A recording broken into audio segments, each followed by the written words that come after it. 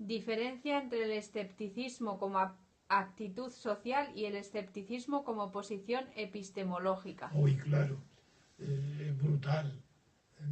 Más bien podría traducirlo entre escepticismo moral y escepticismo intelectual, que hay una fórmula que se atribuye a Gramsci, y por ejemplo Pablo Iglesias y estos que presumen de haber leído a Gramsci, seguro que se equivocan y creen que lo que voy a decir es de Gramsci, porque son tan ignorantes que no saben nada.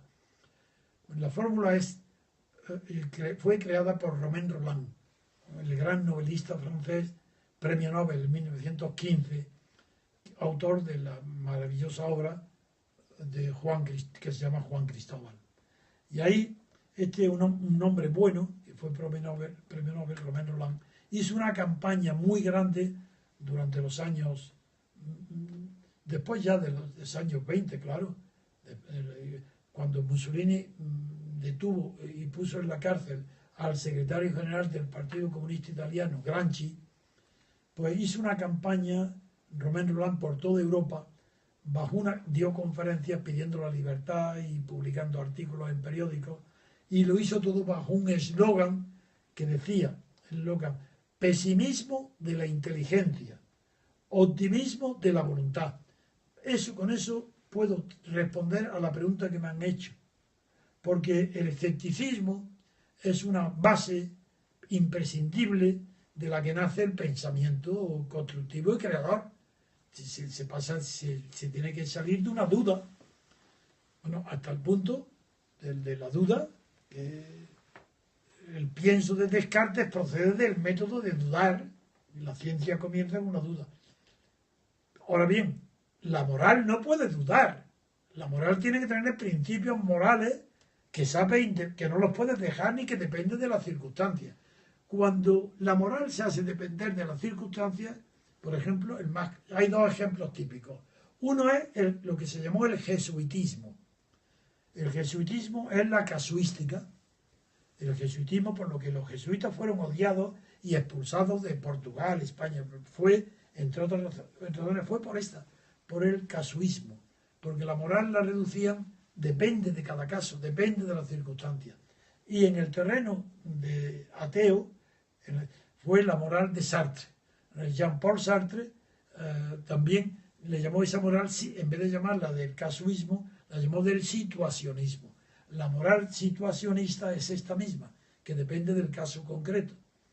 Bien, eso en la moral eso es imposible, porque en la moral tampoco quiero decir que la moral que la moral kantiana, la que expone en la crítica de la razón práctica, la llamada imperativo categórico, sea la que debe servir de ejemplo, porque Kant es un pensador burgués que se dirige fundamentalmente a los intelectuales, a la clase bien pensante, a la burguesía, a lo que no es la clase campesina, obrera o ignorante. Y él se toma entonces como modelo de él y también propone que el hombre burgués, el hombre que ha prosperado en las sociedades burguesas, el hombre que hace la Revolución Francesa, considera que ese protagonista sí está capacitado para dictar una ley moral. ¿Y cuál es la ley moral que dicta Kant contra el escepticismo? Pues dice, obra de tal manera que tu manera de obrar sirva de ejemplo universal. O sea, obra de una manera que sirva de ejemplo a los demás. Claro, eso es bonito de decir, pero eso es en realidad un aristocratismo de la inteligencia, que dice a un hombre inteligente y meditativo como era Kant, un hombre tan sabio, tan en todo, podía tener un pietismo, que es lo que se confundió, o incluso puede tener una idea deísta del mundo, no religiosa, sí, de religión, pero que no interviene en las personas. En fin, como la religión es la que se ha encargado de monopolizar a la gran masa de los seguidores de una moral, que es la religión, pues es muy difícil separar el escepticismo de este dogma religioso. Pero sí que es verdad el principio de que la inteligencia tiene por deber dudar. Pero, un momento, es que dentro de la inteligencia también está la ciencia. ¿Por qué se va a dudar de la ciencia? ¿Por qué se tiene que hacer como Popper, diciendo que todo es hipótesis, hasta que no se demuestre la contrario? Pues vaya descubrimiento. Pues eso no tiene valor. Claro, dice, la ciencia dice que los cisnes son blancos. Y él dice, hasta que se descubran dos cisnes negros. Bueno, pues si se pasan 20, 30, 40 siglos, o 1.000.000 de años y no aparecen siglos negros, siempre hay que decir, no, es una hipótesis. Eso es socialdemocracia.